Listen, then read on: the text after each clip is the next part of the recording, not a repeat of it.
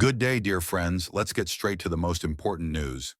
In the Kursk region, since the beginning of yesterday, Ukrainian forces have carried out a series of attacks in the Koronevsky district, significantly expanding their area of control in several sectors.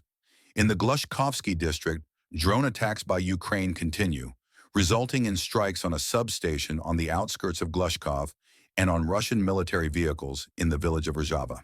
At the same time, Ukrainian troops continue to cover their operations, attempting to disrupt supply lines in the area. The most tense situation remains in the Koronevsky district.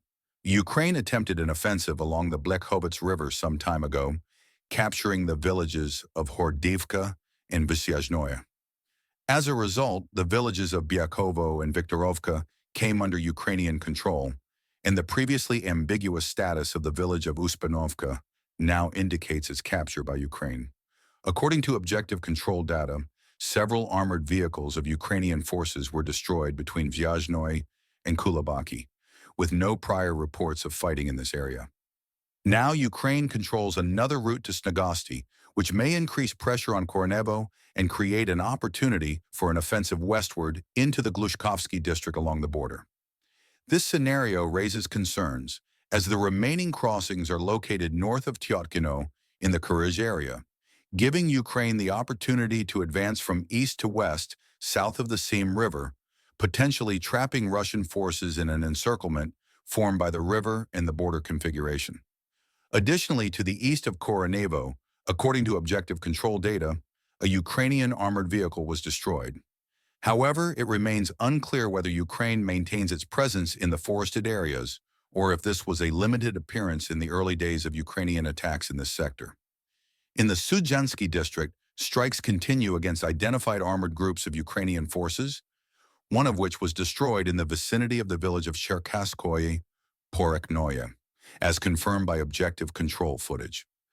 Continuing the discussion about the potential offensive by Ukrainian armed forces in the south of the country, the attention of the Ukrainian command is focused not only on Zaporizhia, but also on the direction of Kherson, where Ukrainian forces have been developing plans for a new landing operation for quite some time.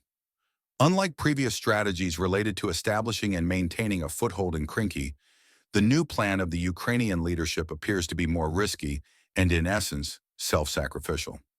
Nevertheless, amid setbacks on other fronts, Ukraine is willing to take this risk, despite potential losses.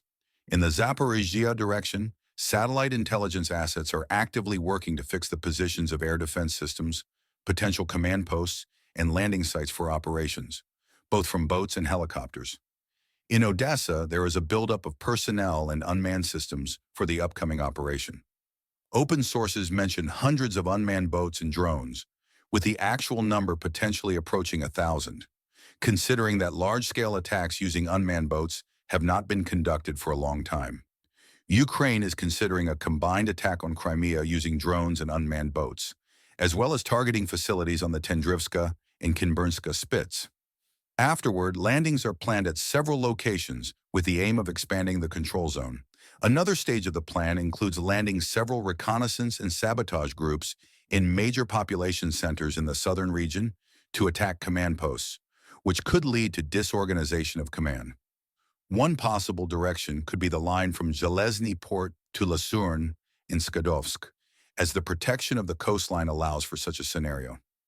As for the island area of the Dnipro River, a repetition of operations similar to those conducted in Krinky and Kazatsky Lageri is unlikely, as Russian troops securely control most of the islands, and the Ukrainian command emphasizes an offensive in the Spits.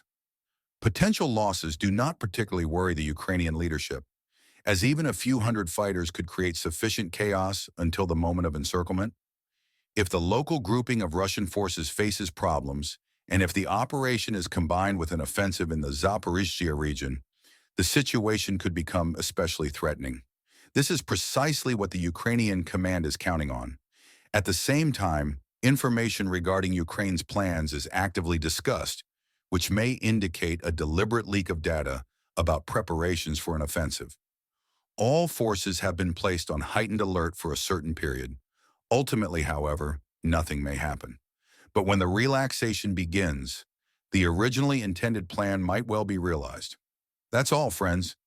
We remind you that our channel condemns any violence and calls on all parties for immediate negotiations to peacefully resolve conflicts.